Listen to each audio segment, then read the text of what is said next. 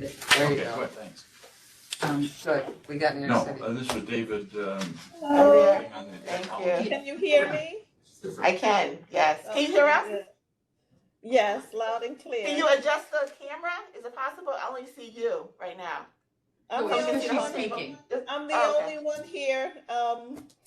I'm gonna be leaving soon. The deputy secretary will be down here, and she'll sit where you can see her. Okay. I think that might be all for and New York City.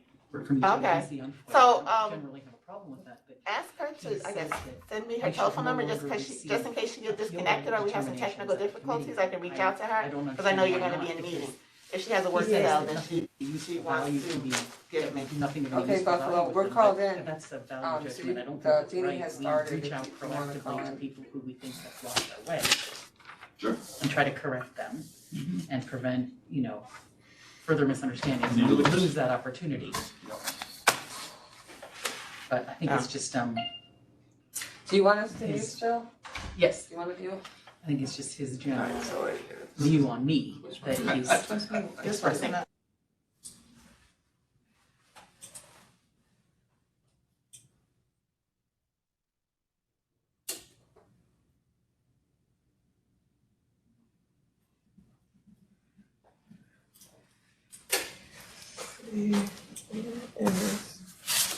Oh, there we go. Okay. Great, Sarah. All right. Yep.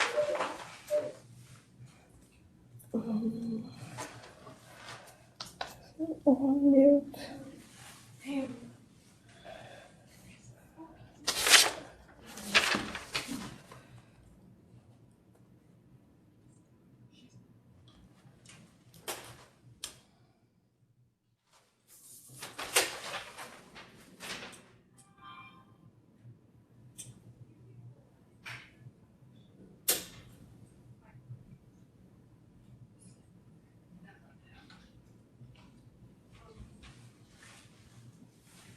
Now, how would we make sure nobody does any applications while this is logged in under my name?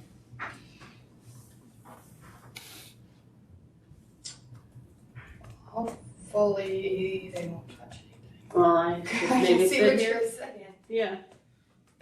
It's not, Because we have to have Carol log in on this laptop.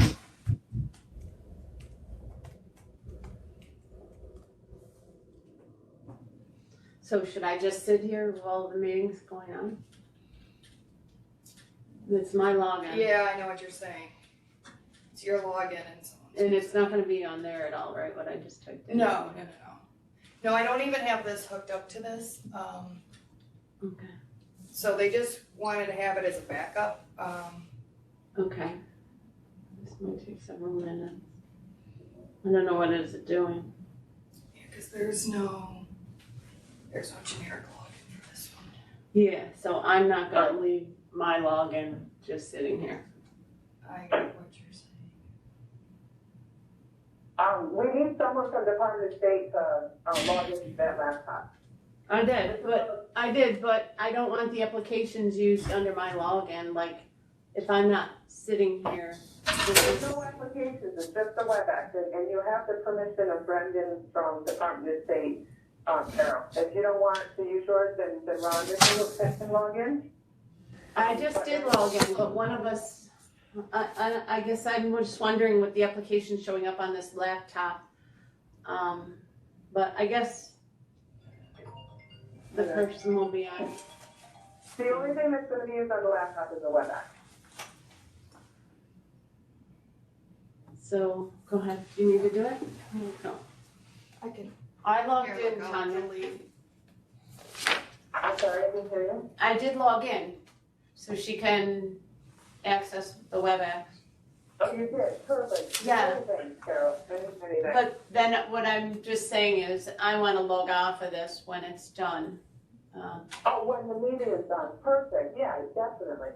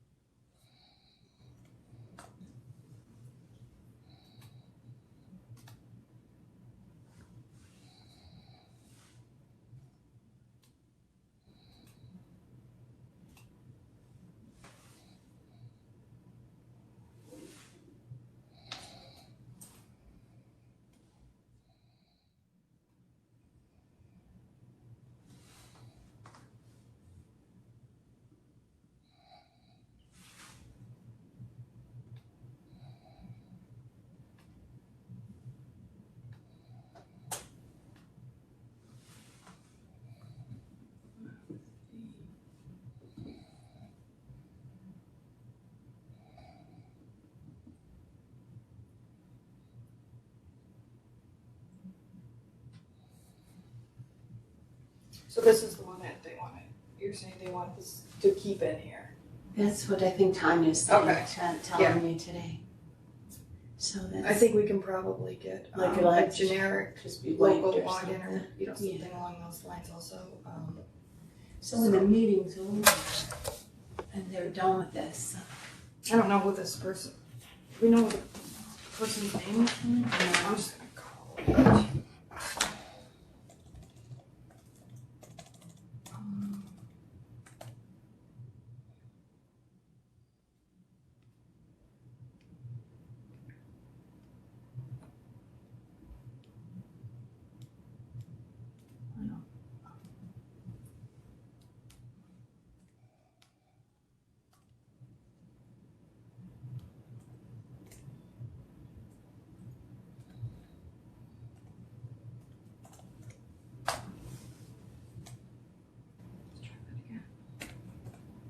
Was starting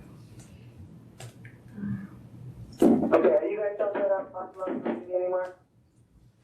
to. Yes, yeah, I'm just trying to get the laptop to connect. Oh, okay, I'll hold on the line then, no problem.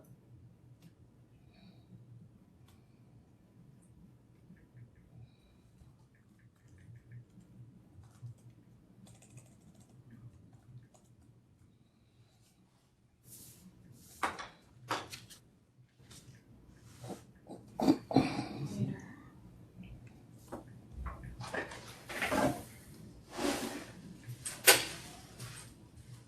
Use yours. Who's else? Email address. Just asking for an email address. Oh, let's just use so let me do this. Alright.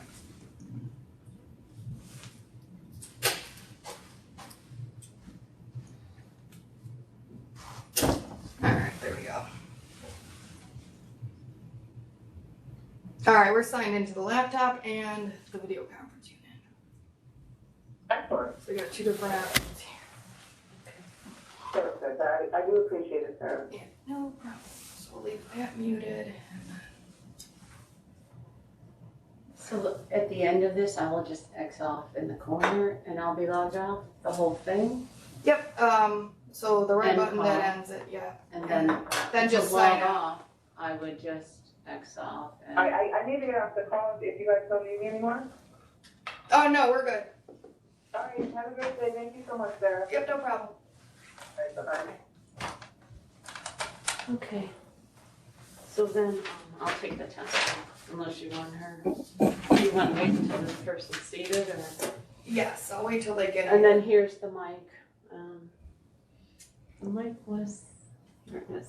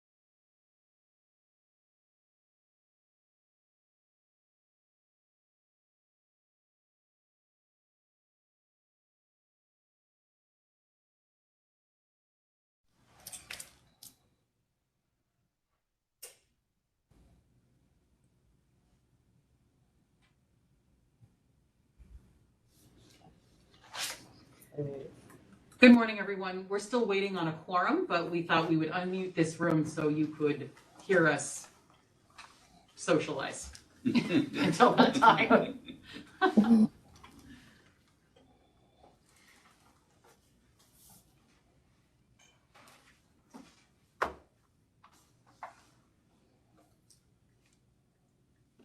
Yeah, I haven't been in this room since 2019. Really? Yeah, that's right, because this December, is your yeah. the last one. You guys missed the meeting.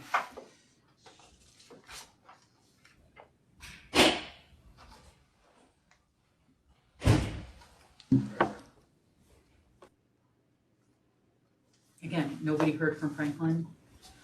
Okay.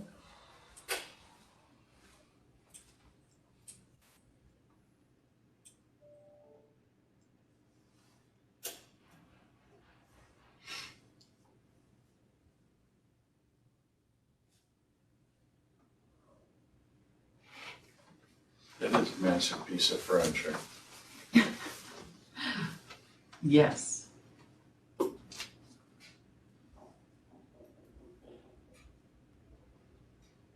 I think they keep changing. So that was when Cisco marched in with all of these things across, yeah. Yeah, I remember that.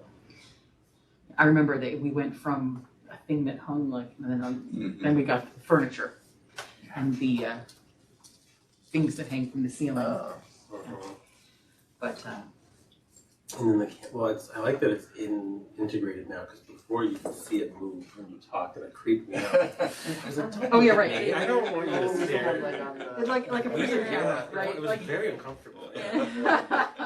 It's like, I mean, it still does it, obviously. Right, it still zooms in, which is Still doing it. still freaky. But It is. Yeah, like, But you don't right see the now. camera kind of like refocusing on you. And now I get so I know. It's funny how those, in my state career, I was assistant attorney general and we had to represent docs when inmates would make claims. And oftentimes footage was important to sort of understanding the evidence for the claim. And every now and then you'd get a really interesting video where the video was clearly showing something, but all you could, it was like every night like the inmate saying, ow, ow, and it was just the inmate pretending to be beat up, but it was on film. And him just saying these, like miscalculating where the camera was. And sort of, it was, you know, you live for those cases. I've seen it, yeah. No, I know. It's great. It's a good time. Because as you get that, you're like, okay, well, I don't know. I guess we could have summary judgment now. Yeah. There are plenty of legitimate claims, but this every now and then you get one like that. Good morning, everyone. Good morning, Shoshana. My apologies. Good morning. Actually, now, Soila, if you're joining us, we do have a quorum of 6, and we are expecting Peter and Franklin as well. So, assuming that they do come, you know, does everyone want to wait another few minutes to see if they'll join us before we get going? What do you think? Sure. Okay, we'll wait another few Sure. minutes, but we have Division of the Budget, Office of General Services, Lieutenant Governor, and we have Stephen, and we have Soila from the Department of State, and we have Hadley in Buffalo. So that's 6. So we'll just hang out another few moments to see if we are joined by Franklin, who we anticipate her joining us from Virginia, and Peter, who we anticipate joining us here in Albany.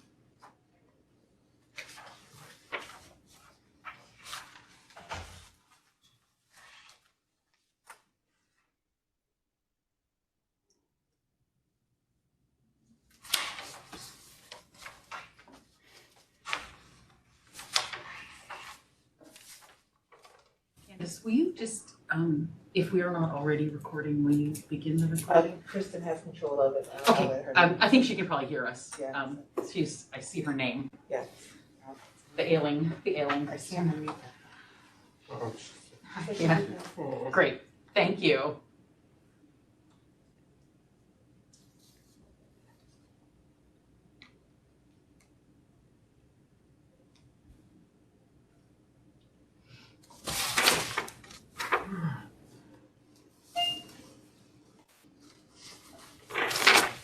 You're muted.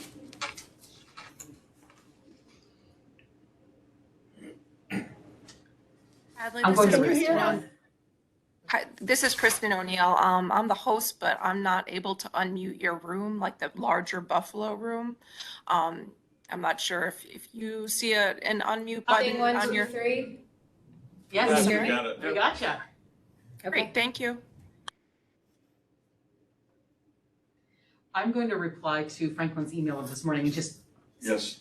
let her know that we're available. Yep.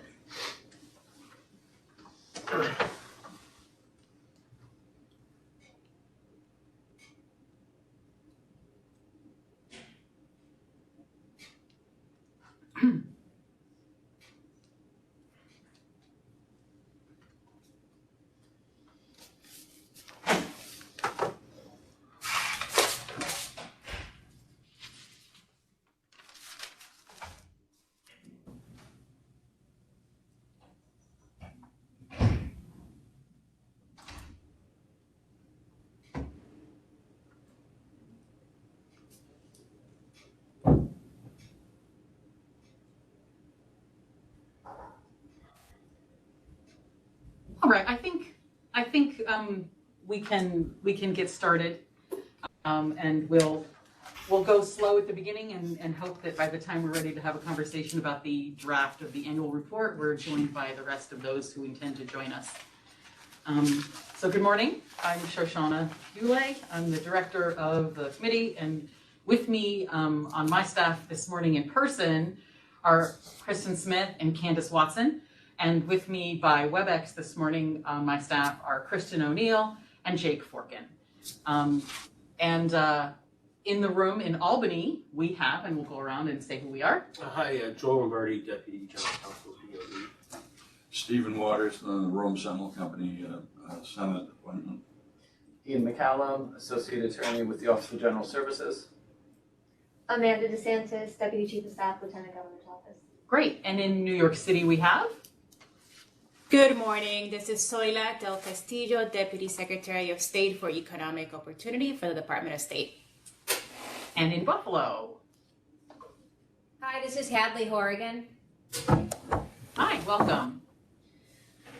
All right, well, thank you all for being here, and we'll get started with our agenda for this morning. We have on deck a call for a discussion of and ultimately approval of the draft minutes of the meeting that we held last month on September 15th. And joining us in the room now is, we have Peter joining us, so we now have another person. Great. Sorry. Could you respond to Franklin and let her know that she can join as a public member, and then we'll, based on the notice, and we'll move her over to panelist? Terrific. So I had just called for a discussion of the minutes that I circulated for our meeting that was held in September. And if there's a discussion, let's have it. And if there's not, I'll call for a motion to approve the minutes.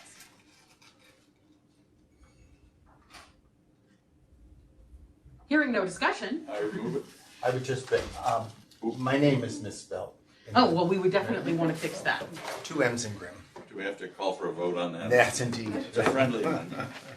I apologize for that That's quite all right. error. We will make that correction. With that correction, can we be in favor Yes. of approving the minutes? Excellent. We'll do that. I apologize. That's not really acceptable. I beg your pardon.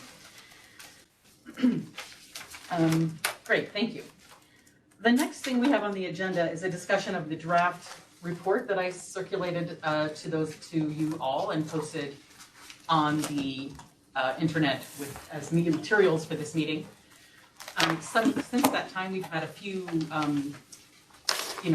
people committee members send us materials, and we can discuss those as well if necessary. But I would propose that we go through the draft report and materials submitted to us by David, and the materials that we received a couple of proposals for the New York Coalition for Open Government that we should also discuss, and we can then make any kind of agreements for additions or amendments or changes that we need, and we'll have a next draft as hopefully the result of our conversation.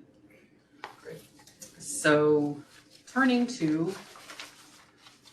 and Ian, I received your edits, and we'll definitely incorporate all of those edits. They were largely typographical, clarifying, so we'll include those in the next circulated draft. Great. We received a number of substantive edits from David to materials. David, who couldn't join us today, to the materials. I know he circulated those to everybody. We can talk about those in 2 stages. First stage would be to talk about perhaps the new section that he sent us, and then the second, to replace the section similarly identified in the report. And then the second thing would be to talk about his line edits to the material that we have. So if anyone wants to begin the discussion of David's material on algorithmic accountability.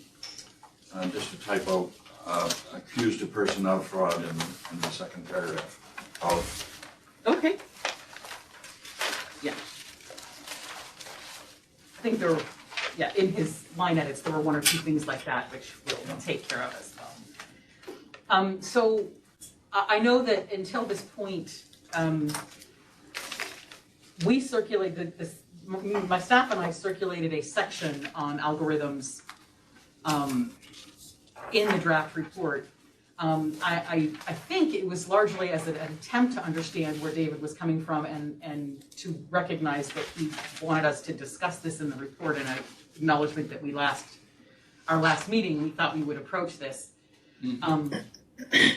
So, you know, my draft focused on what we as a committee could have access to and understand and propose with respect to FOIL. David's piece goes a bit farther than that, so to the extent that you guys all want to have a conversation around this sort of going farther and this idea that the committee would be responsible for proposing this is up for discussion. So I guess my first comment is, does anybody have any idea what the landscape of any of this even is in state government? I don't. Certainly not in New York State government, no. It would all be speculative and hypothetical. I mean, in my understanding of it. Is landscape a term of art? Well, I mean, I guess you could use it as a term of art. I mean, certainly I'm not using it literally. Yeah, but I'm trying to figure out, what you're asking for is do we have any idea where it in fact is used? Is that basically what you're asking? And for what purpose is really what I want to do. Because I think my primary... It's an interesting question. Yeah, well, I think my primary concern is, although I actually have a lot of sympathy for David because, I mean, everything he says sounds creepy, but but I think that there's also a great deal of, there could be a great deal of problem in sort of jumping the gun and moving too quickly.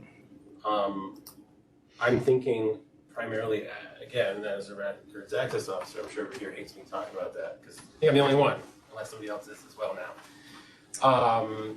Is the critical infrastructure and state IT infrastructure are two exceptions that, you know, are used. And of course, the primary reason for those uses and those exceptions are to protect the citizens from malicious activity. I mean, obviously, people are trying to attack us all the time. I think that, you know, we need to tread lightly when it comes to any attempt to publicly expose potentially, you know, sensitive matters in regards to the way that the state systems work, right? Because that could really expose the entire state to a lot of problems, right? I mean, I'm assuming that there's pretty sophisticated IT systems that are used in all aspects of state government, right? So I'm thinking off the top of my head, tax, right? Is there an algorithm used at the tax department? I don't know. Does anybody know? I don't know. It's all speculative. Maybe there is, maybe there isn't. Maybe it's very crude, or maybe it's really just sort of a, I don't know, an older style, what I wouldn't even consider to be a modern algorithm, something that just shifts things around or flags things. Do we want to expose that? To what extent do we want to expose that? Could that be used to steal people's identities and expose their systems of vulnerability? Like, those are just the things that are going through my head when I think about those exceptions, and so I think we should just walk slowly. And so I think that we should be thinking about gathering facts or data, which, you know, is pertinent for review. I just don't think that we should necessarily be proposing a solution quite yet when we don't know what the problem is or what the solution could be, and if that could be a greater problem. So those are my overarching concerns. And if I may follow up on that as well, I know that we had asked David, this is Soila, I know that we had asked David to kindly, you know, put something in writing to explain more of his thoughts in the past few meetings. So we definitely appreciate that he was able to provide us with some sort of description. And I personally was looking for case in point examples that we can sort of like work from. As Joel was mentioning, if there has been a recent issue specifically with any specific sort of like IT related problem that could be identified and sort of like worked from, that would be more specific and tangible. I know that he gave an example regarding the Michigan unemployment insurance fraud system and how, that caused an issue in Michigan. I think if something had been provided with, something more concrete and tangible that we can open up for discussion, that would be a different story. But to tackle sort of like a very broad sort of topic in this way and make a comment on the annual report, I don't think it would be appropriate. I'm not sure that, again, that we're looking at any specific sort of recent example that we can open up for discussion. That's sort of my thought. Soila, what do you think of the approach taken in the draft prior to receiving David's more specific thoughts? I mean, did that go far, too far, not far enough?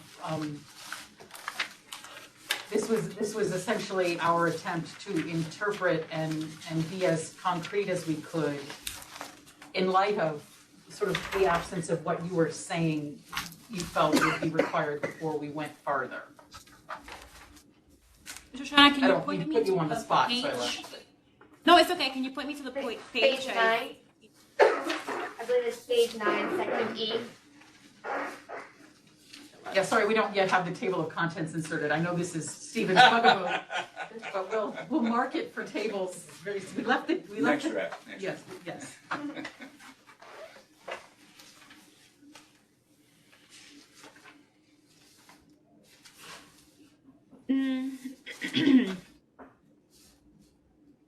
When I saw it, Shoshana, I thought it was still a bit broad as to what the concrete issue was. That was my opinion. I can take a look at it a little bit more deeply now. But I do wonder if my point is, if we don't have the specific case in point of like any recent examples that can be brought up, I do wonder if this is something that we should be even incorporating in the annual report. But obviously David is not here to have that discussion, and I'm not sure if I think he still should be the one to hear these things, these thoughts, so he can better be able to sort of explain that. But as it is it too abstract? Even the description that was provided in the draft that you have kindly drafted for us to include it at this point in the annual report. I think that remains my question. Right, and so that, again, just was hoping to marshal the thoughts that had, in as concrete a way as we could at the time. It's hard because what we don't do is make any recommendations about what should be done about this, other than to sort of shed light on the problem in kind of both drafts that we are looking at, which is fair enough. But it's hard to know which one of those not saying much is, the more alarming not saying much, or the less alarming not saying much. I don't know. So these are, I just want to tee up the issues for people to take a bite out of and see what's, what they'd rather include. I may be a newspaper publisher or a newspaper owner most of my career. But I started out in the 1960s as a system programmer for IBM and large systems development in Poughkeepsie on some of the fastest computers in the world and some of the most advanced computers in the world, and then followed database management after that, and algorithms and so forth. And it's been my life. Computers have been my life, even though I've been a publisher. So I was quite taken by what Dave wrote and applied it to what I knew and what I know. Addressing your concerns, Joel, I thought that the difference was that you were primarily concerned, you mentioned data, and you exposing potential security and other problems like that. But I have to distinguish between the algorithms and the data, and the algorithms are entirely independent of the data and ought to be secure. So to me, the security ought to be definite and a given, and I'm very much in favor of that. But about the algorithms, the thing that struck me about this, not from David, is that I'm not sure that proprietary code, proprietary algorithms, and validation of those algorithms are something that can happen. When you contract with a company with proprietary algorithms, I'm not sure how you check it. I'm not sure how you go back. And so basically what David is the question that David is asking is there room for proprietary algorithms in government? Or should the algorithms be such that they are able to be validated by independent third parties? Well, I think that's actually, I agree with you. He's really asking a more fundamental question, which I don't think FOIL can answer, right? Because I think the answer to your question would then translate into an answer for FOIL. But I don't know if that's necessarily true that we can't test proprietary algorithms, right? I mean, we can use test data to do it all the time to make sure that disparities aren't produced or things like that.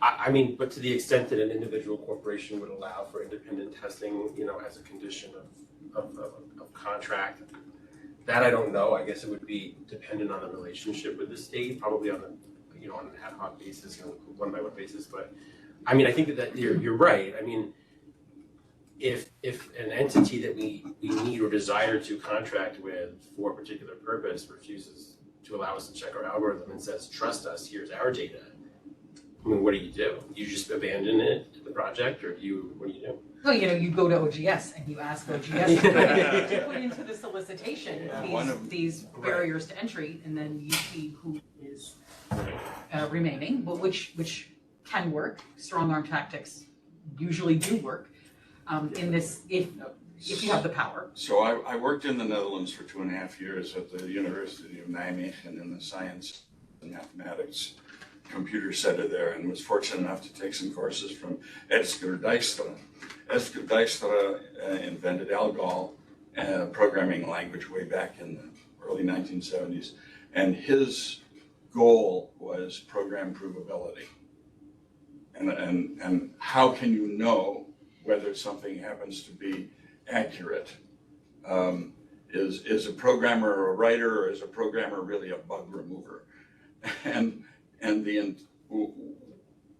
what his point of view is, you cannot know that the computer program will work, which gets into the crux of what you're saying about running data through it, because the data you run through it runs through it until you hit the particular exception that they care to accept. So you can't know the provability of a program. So it's humbling, and I too am not happy with either one of those alternatives, but I do think that it asks underneath the daring questions that we should address, not at this meeting and not in this report, but going forward. And for us to say, I think David is right that you can suggest that there have been problems in other states. It's an issue that we are going to have to address. Amongst the issues are the provability and the proprietary nature of programs, and we're bringing it to your attention. We are not giving you a solution. I mean, I likened it in my deepest thinking that produced, you know, one of the two unsatisfactory results. But they were great first steps. But the idea that the algorithm is akin to the instructions that you would give human beings.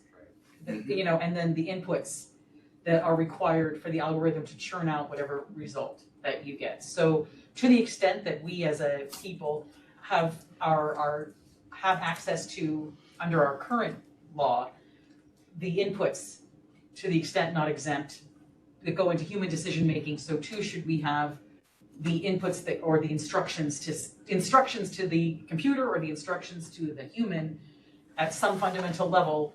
We should be transparent. I think we have terrible examples as to why we should pay attention. And the first is the first modeling of COVID that ended up saying the potential here for damage, human damage is catastrophic, and their model proved wrong. And the second happens to be climate, which the original algorithms didn't take into consideration solar impact in climate change. Both of those are instances where you need to be able to have independent observation of the algorithms and of the models that happen to be used. And that gets back to the question of proprietary nature and the stuff that you get terribly deeply involved in, rolling up your sleeves and doing, and it's very serious. But real quick though, Stephen, I have to add a third example, and that is the spaghetti models for Hurricane Ian. Yes, sure.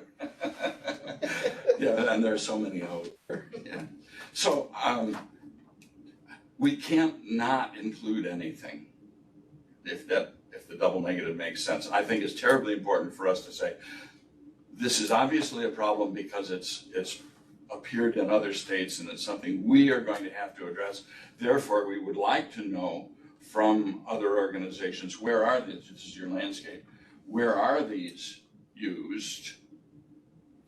Can we begin to collect some of this data so that we can narrow in on what the specific problems are that as they affect FOIL? So I guess go ahead, Peter. No, I'm just saying, start the conversation essentially.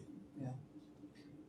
So to move to the next sort of draft of this segment, is there, of those of you, there are 7, I think, maybe it's only 6, now I can't remember. And we have 1, 2, 3, 4, 5, 6, 7. Of the 7 here, is there a consensus that we should go forward with we are shining a light on this problem for your consideration and data gathering efforts as a legislature, and making no proposal, only letting you know that this problem is on our horizon? Well, I think it's more than on the horizon. I think the problem is imminent. Okay. And therefore needs technical, professional, political input. Okay. So to move forward on that, in the absence of David here to talk up, his direction more, and I'm sure he'd be happy to do that. But what do we have? Should the next draft of this focus on these topics that we've just discussed, the shining a light on, using David's as, I guess, a starting place with the for lack of a better way of describing it, the Cassandra, like the gremlin is here kind of thing. Does that make sense? Should the next draft focus on that? Yeah. What is your reservation about his draft? In other words, you deserve to have as much input as what he's got on paper. I marked it up, but I didn't send it around because I don't like my markup. So I think I'm going to have to probably reserve specific comments. But I think that one of my problems, and this is just, I know you know this thing, you complained about this from 3-4 years ago now when I joined the committee, is that I think we get drowned out. The whole report gets drowned out, and I don't think anyone's going to care about that. They're going to look at the first paragraph, and they're going to whatever, and they're not going to want to leave. I think we need to be strong with what we say, but we need to say it shorter. I agree. So I think in this instance, though, I would say that we simply this is the first time we're putting it in the report. So what I would say is we shouldn't go in with anecdotes, or we shouldn't go in with skies falling. What we should say is we are beginning to look at this because we have noticed that it is an issue, and we strongly recommend that this be studied in an appropriate way, because I think that the problem is probably here, or at least in some places it is. I don't know, there's no evidence that it is in New York. But if we start the conversation now, the glacial pace will mean that something might be done within 10 years. If I'm being honest, I hate to be cynical. So if we can push it a little farther along than that, then that is I think where we can contribute. Yeah, I think that one of the things that we can say is, first of all, I agree with your brevity. I think as far as an example, we can suggest that there are examples out there where there have been both time and monetary damages. And third, we can say that we can't delay because it is in fact a current problem. And four, we need to collect the kinds of instances where AI happens to be used so that we can better address it. To see what kind of legislative approach might help, because it's unclear to me whether it's a FOIL approach or a privacy approach or a contracting approach. Right. It ends up being FOIL because the algorithms have to be, it gets back to the provider. Well, I mean, I think, and this is, and I think you're hitting the nail on the head, and that is that because we don't know the landscape, we don't know the solution, right? The solution might not be FOIL. It might be an independent, judicially monitored office that reviews algorithms. Fair. And then we never see, but at least there's some algorithms to test the algorithms. Well, I can't, it's too much. But no, I'm just, I mean, that was just an example I threw off the top of my head, but I mean, right, the solution might be something that maybe doesn't necessarily make it completely and fully public, but does publish some information, but also protects the integrity of the algorithm, but does provide independent oversight. That might be Or some method by which people can challenge decisions. And entirely in our wheelhouse to make this statement, because it is about open government. It's about transparency. Right. The question is, it was just the hook. So I'm just gonna ask again, is this the approach that I should take in the next draft for everyone's review? Yeah. Just, okay, I have a couple, I have More yeses information in, is I have always yeses in Albany. I think Yes. I see Soylent nodding. Hadley, are you in favor of us? That's a thumbs up from Hadley. Okay, so that's the approach the next draft will take. Who knows where it will iterate, but that's And it the also approach. gives us the opportunity to hear David again. Yeah, for sure. Yeah. You know, and I think, I do Even think more that passionate he'll defense. review the meeting. I think that we'll send him Oh, the yeah. video and he'll review the Oh meeting. yeah, and- I loved what he said. I thought it was great at bringing it to our attention. Okay.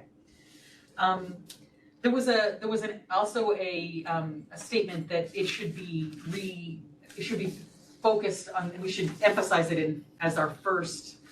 Yeah, Talking point. I'll withdraw that suggestion. Oh, I think it was mine. David's suggestion and you had maybe seconded. I had suggested, yeah. Okay. It's important, but I also think that the other things that were presented are. Okay, all right, so we may move it around, but maybe not all the way to floating. Okay. Do we want to discuss now David's, because he gave us sort of more substance to chew on in his markup of the circulated draft that we got. That I guess I would say is a more pointed advocacy piece than the draft that preceded it, but it doesn't disagree with any of the conclusions, but makes them, I think I would say, more pointed or focused.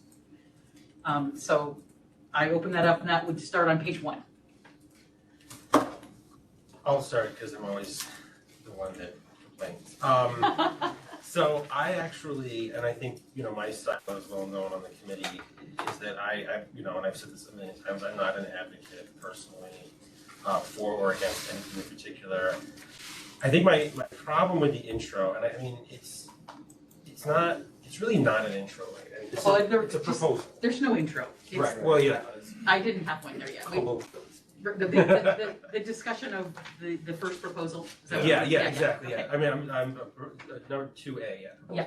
Yep, exactly. We're gonna have to be added. There Right. we go. TBD. Is that it is, essentially an advocacy piece in search of the facts to back it up, of which there are none cited. And I think that that's my problem, is that we don't have, and it's funny because in reviewing the proposal from,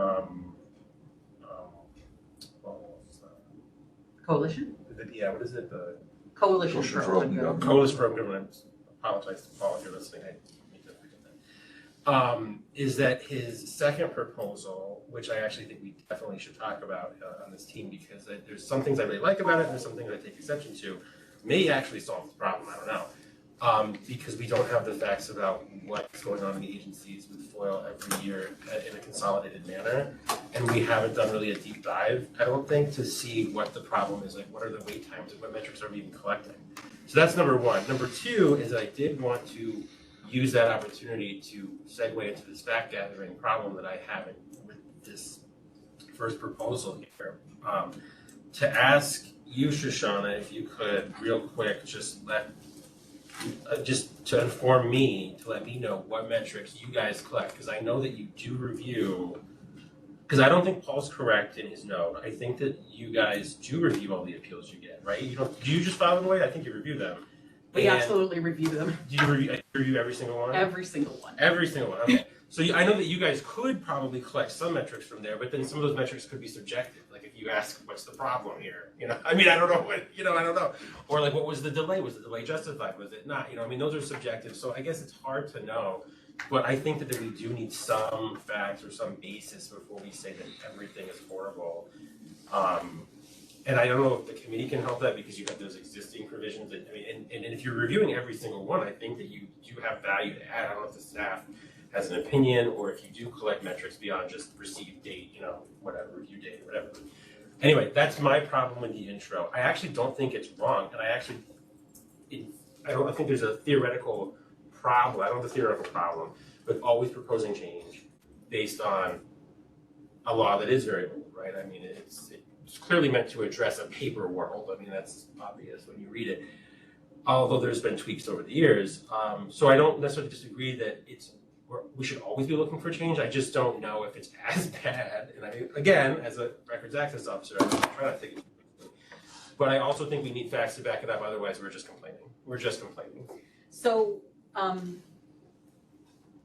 to sort of respond to the questions that you had for me, we do review the materials. The value that I believe that, although Paul thinks we don't add, that I believe we do add to the process is that when we see something where it's pretty clear to us that some agency is operating on a fundamental misunderstanding of their obligation or the law, we do reach out to try to clarify that obligation, and it gives us an opportunity to educate and inform. It's pretty clear that we're not a body that can issue a binding determination on anybody, but we do offer our support. And every now and then we get a real example of how we've helped somebody by somebody changing a decision or somebody taking our advice and issuing the correct decision. So I would hesitate to remove the opportunity that the committee has to review, that me and my staff have to review appeal determinations. I also don't object to the idea of having agencies be responsible to provide some form of annual reporting. I think that's a good idea. I think that it would help further understand the extent to which there is a problem the proposal would resolve, the proposal need for effective FOIL oversight would resolve. So certainly we could add that portion of the coalition's proposal to this idea. In other words, having there be some form of report required by each FOIL agency each year to be maintained, maybe by ITS centrally as a list of such reports, a searchable database of such reports. I don't know how that they would be maintained, but I don't think that the committee should be stripped of its obligation to review FOIL appeals. I don't think that makes anything any better. No, would you clarify for me when you said when there is a misunderstanding with an agency and an appeal, is that a misunderstanding by the agency or a misunderstanding by the appellant or both? Well, by and large, it's by the agency because they're responding to an appeal taken by somebody saying you can't have a document. Okay. And then the appeal says, well, we agree, you can't have it. Okay. And for this reason. And we can review, sometimes the letter has enough detail that we can comment back to the agency and said, we think you should re-examine this, or this reflects a fundamental misunderstanding of your obligation. And sometimes it doesn't. The reason that I ask that is that while we don't have a duty and we don't have an obligation, is it useful sometimes when appeals are completely off base? Is there any way to help? I mean, the way we try to help is we contact the FOIL agency, the FOIL responsible agency, and we say, we don't think that you're correct. by and large, the appeals that we see, I guess it's hard to generalize, but by and large, what we see are, every now and then we see problems like that we can just comment on and say, we think, in our opinion, you got it wrong here. We can't force you, but here's how we view the situation. And it potentially helps unravel a Gordian knot that there may be. A lot of times we do see appeals that are baseless as well, where the FOIL appealer is sort of, it happens a lot where an agency says, we certify that we do not have a record responsive to your FOIL request, and then there's an appeal. Well, that's not really an appealable FOIL determination. That's a certification that there's no responsive record. And so a lot of volume of that we see. And then, I don't know if there's any value in us pointing out to the FOIL appealer that you can't appeal that, but we could. Just a question, thank you, answered it. Yeah.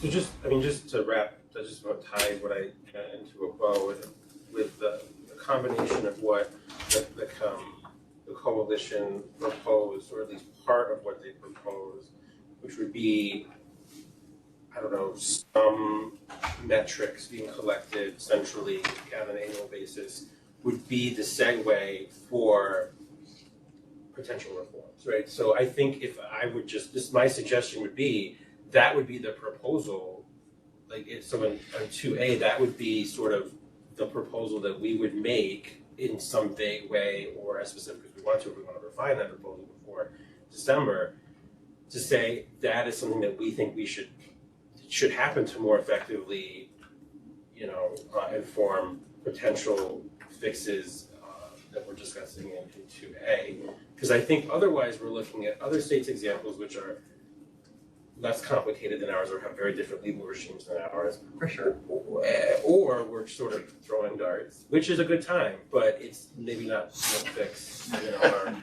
our problem. So I guess the idea would be to identify, as we have identified in prior annual reports, many of them, that anecdotal evidence exists to strongly suggest that agencies aren't keeping up with the obligation, or whatever the conclusion we can draw is. We suggest fact gathering. One proposal we've heard and agree with is that there be some form of annual reporting requirement on an agency that's responsible for. And then the data makes your case for you. And then you see where the issues lie, and somebody is responsible for creating an algorithm to analyze. No, I'm just kidding. For analyzing. Some people do that on their own, on the internet. Yeah, and for analyzing that information, and then really concrete proposals can flow from it. Well, I think that's a perfect way to say it, and again, I don't mean to monopolize this conversation, so somebody tell me to be quiet, there is a lot of anecdotal information.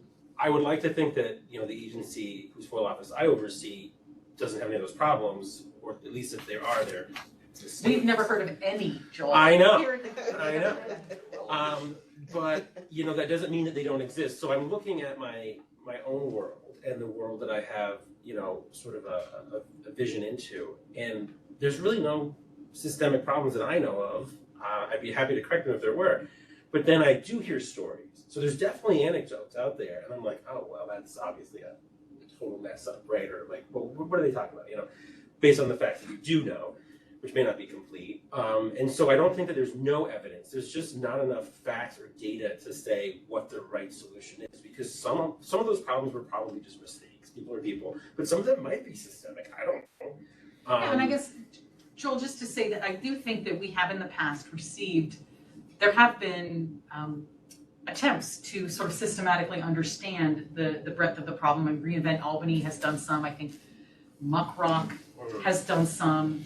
I think that the Coalition on Open Government has identified some. We can point to all of that as part of what prompts us to shine a brighter light on it, identify that it's a problem that probably needs a solution, but to try to figure out in a more scientific manner looking for clarity and understanding what the solution should be, and without necessarily focusing on the solutions offered by other states. Right. Because they may not, I mean, they're examples, but they don't, it's an apples and oranges issue. I kind of have that view myself, because FOIL in New York is such a different beast to many other states. I mean, perhaps not, but until I took this job, I did oversee a FOIL office as well. With Joel, before he took his job. I do understand that the challenges faced by the agencies, and I do think that having them report, they already do collect a lot of this data as a requirement, as part of their just general obligations under FOIL. So just, again, seeking some form of consensus. Should we focus this proposal section in the way that we've just discussed to incorporate some of the proposal made by Paul Wolf's organization, the Coalition for Open Government, to talk about, that would be an excellent method for collecting information that we could use to make a concrete proposal in this regard? Is that a fair summary of what we've just discussed? Yes. Yes? Yeah. Yep. Stephen? Yes. Yeah, and I think it becomes tighter. Okay, good. That's always the good goal. All right, well, that's Agreed. how I will, okay. That's how I'll focus the next draft, and we'll see where that discussion leads us. Okay.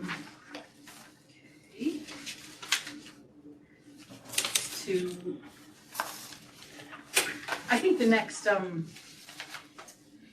substantive comment that David made had to do on page 5, number B, unsubstantiated or pending complaints in the discussion of 50A repeal. He added a more pointed discussion of the danger of applying any FOIL exemption to an unsubstantiated complaint of misconduct by a law enforcement officer. So I leave it to you guys to react to that, and whether that's something that the committee as a whole feels is important to add. I was always vexed by not unsubstantiated, but delayed investigation. Pending. Yes, pending. And how long things are pending. You suggest strategic? So David's point here, I think, is, and I don't want to be unfair to his point, but his point, I think, here is that the privacy interest enjoyed by a government official, specifically a law enforcement officer, is less than that enjoyed by a member of the general public, and that it shouldn't be used as an excuse to shield allegations of misconduct that are unsubstantiated or pending. If we could focus more on the pending, if that's the consensus. Unsubstantiated there's a long line of cases about unsubstantiated that focus more on that portion of the phrase unsubstantiated or pending, that do recognize privacy interests. And I don't know whether it makes sense for us to, I never understood the reform in the law, the repeal of 50A and the addition of certain sections to FOIL as making law enforcement records of misconduct more accessible than any other government record of misconduct. It took away the blanket exemption and required an agency to evaluate it for rights of access in a way that they never had to do before when there was a statutory confidentiality. And I guess I'm worried a little bit that this goes farther than that and suggests somehow that because of the public interest in law enforcement abuses by officers that are legion, the examples of which we know about, that there's somehow that the officer enjoys a less expectation of privacy than anybody else in government. And I'm not sure that there's evidence for that. That's sort of where I thought there was a little bit of, I just wanted to see if anyone else thought that this called that out as well. I guess my question is, I don't know if anybody else knows the answer to this because David's not here. Was this edition meant to be more of a proposal or an interpretation of the existing law? I mean, is he saying that they should in fact have slightly less, or is he saying under existing law the interpretation is incorrect and under the existing law they do in fact have less? Because when I read this, my first thought was two things. One, I think that you're correct and that was my thought too about the unsubstantiated case law, right? Like the privacy interests trumps. But my second thought was, would people use, if we were advocating for a change either in the law or the interpretation of the law, maybe there's really no practical distinction.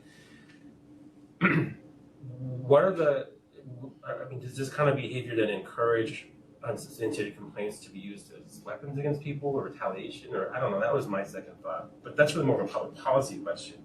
I think in terms of a FOIL question, I think I agree with you in terms of unsubstantiated, although I do think that Stephen's probably right about the pending. Yes, and I think in our last report, we focused on I think we talked a little bit, we had a couple sentences about delays being sort of justice denied kind of thing, because, but I think that the point of this proposal, at least when initially drafted, was a request to the legislature that they clarify what they meant, because these are the open questions that we're seeing. And again, there is one proposal, I think, that maybe over clarifies because it takes away any discretion, the same way that the exemption 50A provided took away any discretion on one side. Now the proposal is to take away any discretion on the other side. And I think that in general, blanket takings away of discretion are probably not the best strategy. But again, up for discussion. This might be another example of, we don't know if FOIL is the solution or a change in FOIL. The answer might be we continue to shield unsubstantiated and pending complaints until they're resolved, but we also put a very strict time limit on when they have to be resolved by, right? So that the public is only sort of wondering what happened for a very short period of time. I mean, I don't know. I mean, that's just a thought that I have. That way you sort of balance the two competing interests, which is not really our job. I think that's the job of the legislature. But like, that's what I mean when I say that there may be more than just one solution. It may be that FOIL is part of the solution, but then forcing law enforcement agencies not to protect people by pending investigations for too long is, I don't know. I'm just talking, but if anybody else, I think fine. And this all was triggered just by this addition of these couple of sentences. I mean, they're not objectionable sentences, I don't think, to anyone. I just wondered if it called up a. I don't know that we necessarily have to resolve it in this draft. I do think that both Franklin and David deserve to be able to weigh in between now and the final report. Sure. So we'll leave this for now and we'll just leave it as is and we'll address it in the next round. Fine. All right. We know the issues. Yeah, and the same can go for his emendation on page 6 in the middle about extraordinary cases and stuff. I think that these are all in the same vein. They're all consistent with what we have said before, but they're the sort of pinpoint an issue that I don't know whether it goes too far enough. And that was it. Those were the end. That's the end of David's, on this draft anyway, substantive thoughts on the stuff circulated. Ian, I leave it to you to discuss whether we want to go through your amendments, but I think that they're not enough. That's why I only sent them to you, is Okay. because they were pretty Just minor non-substantive, and- yeah. Okay. All right, so then we can move to the next section. The proactive disclosure section, I believe, is what's next. Or wait, hold on. Maybe I missed one. Civil rights, or do you want to include civil rights? No, that's. I was just going to leave all of that Sure. for now, and then. And David didn't have any comments on those anyway. Right. So now we're looking at page 7, number C. And it's a discussion of the proactive disclosure bills. I know that Franklin had pointed out in an email that she wanted everyone to focus on a specific recommendation or non-recommendation at the end of each of these proposals to make sure that we were as clear as possible. And we can either do that now or tighten that up at the next meeting, whatever people think. It focuses. I don't know if you knew that she meant on a specific solution or a bill number, a specific bill. I read it that she was talking about each of our proposals, but Okay. it could be Okay. that, like, in other words, the Therefore, solution we could recommend be, it. Right. we support this bill and not this bill, Or it could be this an recommend- idea that we're right. Yes, I believe, but I'll let her speak for herself when she can participate. So unless anyone has any other sort of substantive comments on the proactive disclosure section, absent any, further concretization of a proposal of a solution, okay. The statutory period for providing records. Okay, I think this is a reprise, a reworking, I think a bettering of our prior year's discussion of it. On page 10, we talk about the definition of public body. This is not something that we discussed in our last meeting.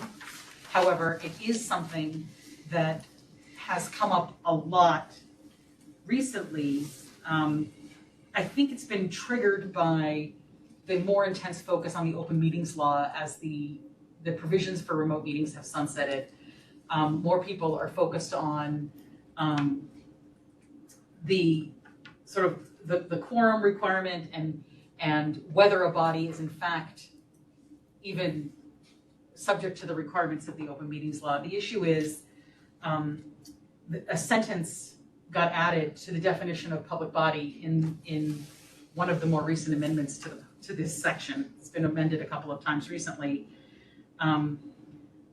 That it's in that second paragraph. In December of 2021, the legislature added to the definition of public body. The definition now includes, quote, an entity created or appointed to perform a necessary function in the decision-making process, but provides that a necessary function in the decision-making process shall not include the provision of recommendations or guidance, which is purely advisory and which does not require further action by the state or agency or department thereof. So in the past, the committee has been quite clear in its advice, and cases have followed the same line of reasoning, that a statutorily created advisory body, with other indicia, is a public body and is subject to the requirements of the law. This emendation in the definition section appears to introduce an ambiguity about whether those previously covered public bodies are no longer public bodies. And I don't think, based on the statute, the sponsor's memo, that was the intention. But there's certainly a lot of people taking the position now. I think you could read that to include us. It could, although we have separate indicia of public bodiness. In other words, we are required to create an annual report, right? So we have that other thing statutorily created, so we're not merely advisory, even though we only provide advice, but because we are required to write an annual report and do certain other things, collect appeals, for example, other things, and now we have another statute that's been added that requires us to remark on private or public report on 103A at the end of next year. We have other indicia that make us a public body, but some arguably do not. In other words, statutorily created advisory bodies that have until now been operating as public bodies, but now looking at this recent amendment to the law, take the position that they're no longer covered by the open meetings law. And again, I'm not sure that can be reconciled with the legislative intent, but it's certainly an open question. So we added it to the report as a request that the legislature clarify its intention. Open to anyone's comment on this.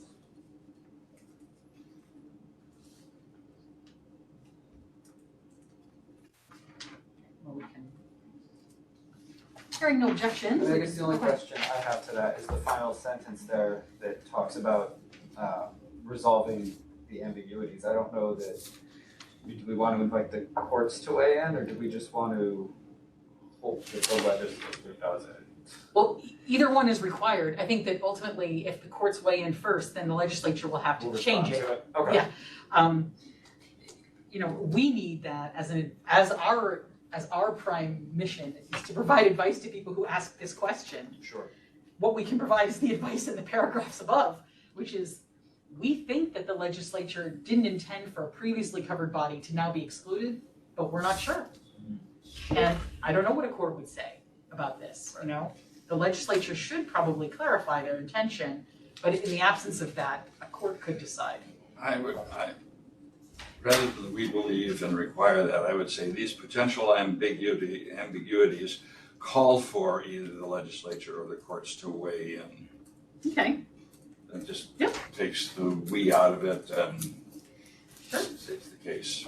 Out of curiosity, are you aware of any cases pending or coming to the court? No. But based on the types of advisory bodies that are now taking the position that they're not covered, I anticipate that there will be some challenges because, of public interest, a lot of public interest in some of these bodies that are now saying, oh, we no longer really have to abide by the open meetings law because statutorily we're now exempt from the open meetings law. And, we're asked the question, I can't even speculate what a court would say. I think that the legislature intended one thing, but I don't know now. It's hard to tell. The language is definitely not clear. The section again that follows on chapter 56 is, we don't really have enough evidence yet to make a real comment on it, but we absolutely will continue to collect whatever evidence we can on this. And provide a report of the various ways people have interpreted the need to have a public hearing. I think that's the most controversial thing is that many public bodies, I think, are reading out grammatically that portion of the sentence that requires them to have a public hearing before adopting a resolution. I certainly wanted to read out that requirement, but having received clarification from bill drafters that I shouldn't, we had one. But I think that there is some ambiguity in that portion of the law about whether you need to have a public hearing before you adopt a resolution like we did. But we'll report on that, I think, when we have more data.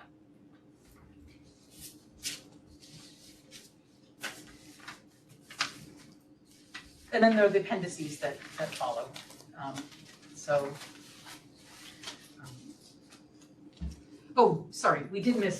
We do have one other thing to discuss, and I think it's the other proposal by the New York Coalition for Open Government, which had to do with mandating live streaming for local government meetings. Not sure about the mandate, the description of the mandates that currently exist. I'm not sure about the accuracy of those, but to the extent that there is a desire here for public bodies, local, state, variety, to be required to live stream their meetings, open for, discuss. I mean, I think it sounds like a nice thing. Knowing the tiny town, 0 stoplights that I live in, I think you're gonna need another generation of local officials to pass through before it's gonna work. Because it's just the technology acumen doesn't exist. Not just that though, the resource, like the broadband, the access to the equipment, which causes a financial burden for the smaller municipalities. There's a lot to consider. I don't disagree with the intent here, but the actual, in practice, making it happen, it seems like a burden. I do want to point out that any entity statewide, local, state, or any public body statewide that is leveraging 103A, that is video conferencing under extraordinary circumstances, already has a mandate to live stream. So if you are leveraging that provision of law and you have a meeting going on where you have a quorum in person, but one or more members of your body participating remotely from meetings from locations not open to the public, there is a requirement to live stream that. So under those circumstances, the legislature has already imposed a mandate for live streaming under those specific circumstances. I agree with you, and we always point out the technology disparities across the state and across the various economic regions of the state. The one stop sign town versus Albany is very different on New York City. So those are considerations that. I mean, I think a compromise, because we have come a long way, so this is just me talking about my own, most county governments, of which there, are not nearly as many as local governments, maybe they should be required to, I don't know. And they're usually generally in a place that does have access, but tiny towns, personally. I think it's something that's going to happen eventually. I mean, this is this is going, you know, and I think in like COVID, I mean, most meetings have to be broadcast. I don't know about Well, under the small- executive order, if they were meeting pursuant to the executive order, in other words, not in person. Right. They have And to then they were broadcast. required to broadcast and live stream. Many small communities still had their meetings in person during COVID in big barns and big rooms and Okay, so that would be garages, outside with public, because they did not have the ability to comply with the other provisions of the executive order which permitted them to meet remotely. Like, I don't, Zoom, I think, corrected that problem for most people, but it still was a broadband problem for many. Right. But that was more of a problem for the people who wanted to tune in than the town itself. Like the members of the public body could probably connect and have the logistics, how to connect by members of the public available. But it was the problems that the members of the public had connecting in that we heard most about. Because of the problems, that you're putting on it, right? I think the issue is, if we raise it, we could say a couple things. We could say it's the wave of the future. It's already required when you use 103A. But we are mindful I think of technology recognizing it is not a disparities.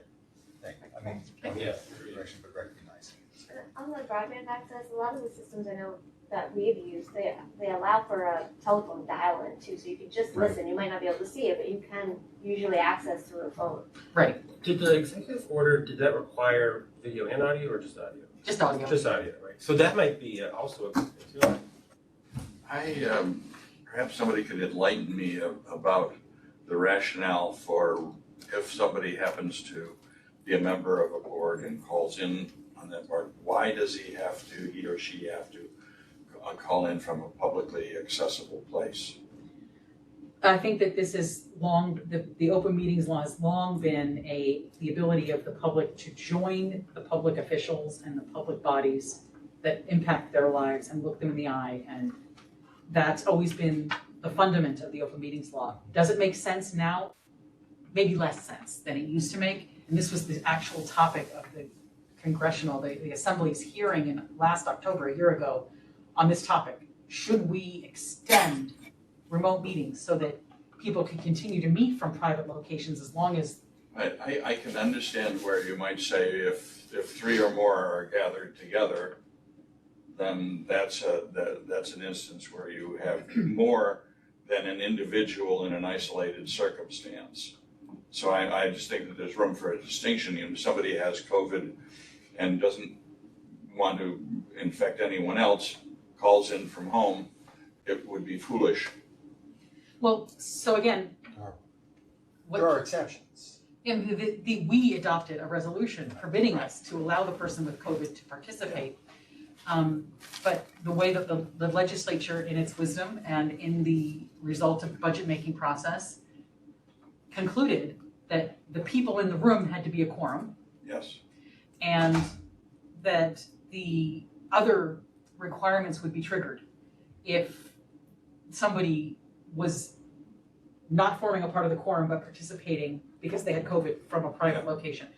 And I think that there were a lot of proposals about how to manage this. 3 was one proposal.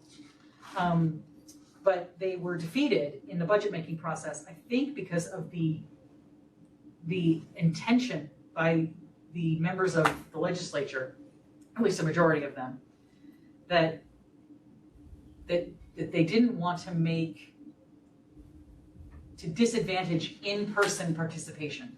They very much were to continue the long-standing practice and statutory requirement that meetings be held in person in locations where members of the public could join them.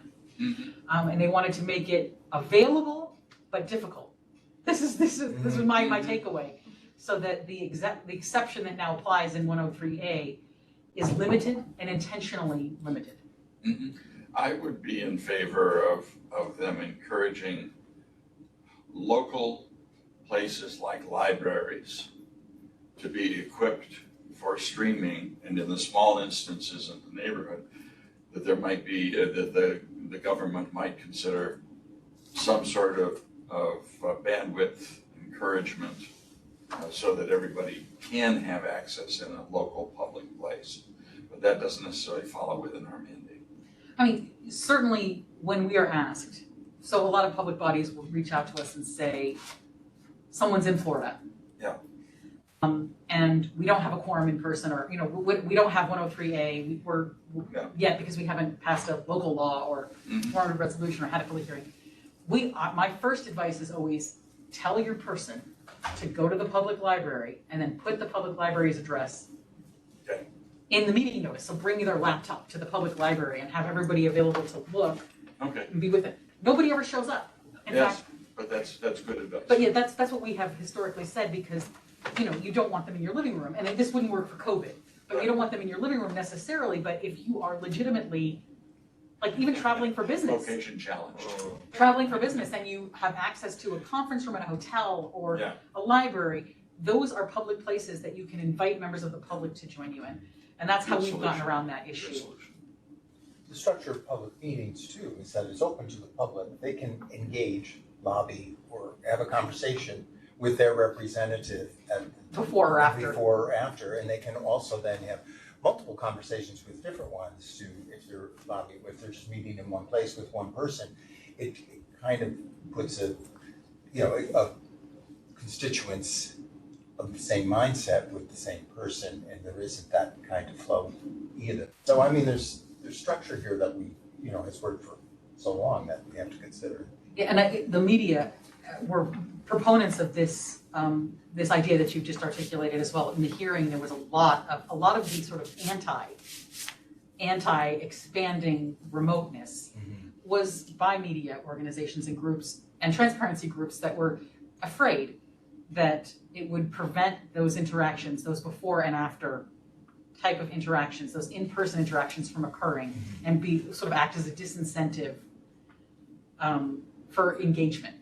Well, in case then the media is in there, and if there are people that aren't there at the meeting, they only get to speak to the certain people at the meeting. They're only getting one opinion too. And I think that was what convinced the legislature to act in the way it did when it carved out that limited exception for extraordinary circumstances video conferencing.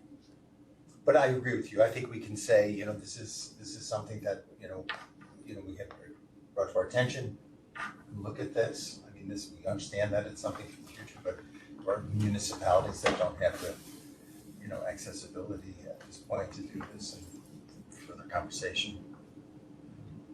Okay. So do we have consensus to move forward with this thing in that manner? Okay. Can do that. All right. I'm gonna look through and make sure I didn't miss anything. All right. I'm gonna ask Kristen now, who is joining us from home, to let us know if there's anybody waiting to make a statement or a comment to us in the WebEx community.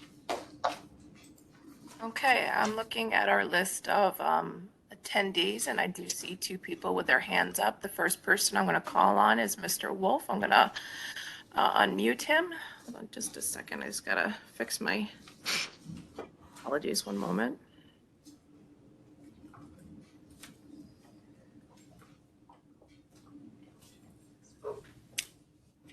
Apologize. Let's see. I think I'm unmuted. No? Hi, Paul. You all set? Okay, thank you. Paul Wolf from the New York Coalition for Open Government. Thank you very much for considering our proposals today. I'm sorry for sending it to you on such short notice before your meeting. I always learn something from your discussions, and you had a great discussion today, and I appreciate that. On the issue of mandating live streaming for local governments, I'm certainly understand the concerns regarding smaller communities. There are many smaller communities across the state. And I think there's a couple ways we could perhaps address that. One would be to have any requirement to live stream be as best as practicable. I hate that phrase as an attorney, but we frequently have that loophole. It's in the existing law, that things are supposed to be done as best as practicable. So I think that gives a way out for those communities that just aren't able to do it. Another suggestion could be to perhaps limit it by population. Maybe it doesn't apply to, local governments with a population of less than 10,000 as a number just off the top of my head. It could be a different number. And the third thing is it would certainly be great or helpful to perhaps encourage that money be made available to local governments to assist them with the technology costs of doing this. In the past, there were grants available for local governments, and I have reached out to the Association of Counties to say, look, we're willing to work with you cooperatively to help identify funding to help make this happen. I probably should do the same thing for the Association of Town and Villages, because that's probably really more where the issue is. On the FOIL annual reporting, I hear a lot of anecdotal stories about problems with FOIL through my involvement with the coalition, but I agree with Joel that we need more than anecdotal stories. We need statistics. So I'm pleased to hear that the committee is supportive of that. It would be very helpful just to get this statistical information from the state agencies. They do the same at the federal government. I think it's very helpful to gather that information so we can identify what the issues are before we start identifying some reforms. So thank you again for considering our proposals, and look forward to working with you to make some of these things happen.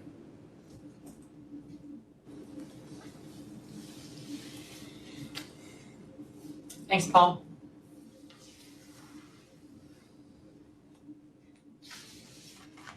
Did we lose Kristen? Sorry about that. Michelle A. is now unmuted for public comment.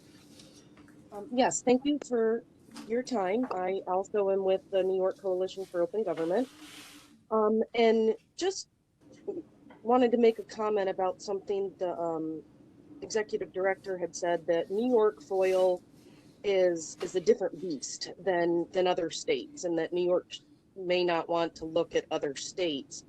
But attending many national meetings, collaborating with other colleagues throughout the nation, New York is behind what other states are doing, and there should be national best practices. So New York State does not need to reinvent the wheel. Having some of these other models would be a good startup. It's very nice to see in the report that the committee created, it is listing some other things from other states, but again, just New York State is not an island. These are not unique situations in New York State. They are national problems and go down to the town and village level. Thank you. Thank you. That's it. Those are the only people that I have with hands raised. So I think that we may be done with our public comment section. Okay. Anyone else have any business to suggest that we transact today? The only thing I would say is I just wanted to clarify, I don't know if I got it wrong, or maybe, well, somebody got it wrong. But anyway, I don't think that we meant that, or whoever said it, David or me, not to look at other states, just that New York was one of the first states to adopt the law. So I think there's a lot of case law. And so when we compare ourselves to other states, we may not be unique, but we're not unique or special in some weird ways. So I think that what we're talking about when we gather those metrics is making sure that while we're informed by what might happen in other complicated, large states, we also want to make sure the solutions do work for us, right? So I think that's what we were saying. So I think that there's value in looking at the practices of other jurisdictions, but it's not limitless. I have one piece of business I just want to mention. We're going to turn around the discussion that we had here today as rapidly as we can and try to identify another opportunity for us to meet and discuss a new draft. So with that in mind, please be on the lookout for information from Candace on proposed dates for our next opportunity to meet. And once we have them identified and lined up, we will send you a draft as quickly as possible that incorporates the feedback that we've had, both, from absent members and from present members, to tee up the next discussion for our report. So unless anybody has anything more to add, I would ask for a motion to adjourn. Second. Okay. All right, we are adjourned. Thank you, everybody. Thank See you you. soon. Basically gone from the 1st of November to the 17th.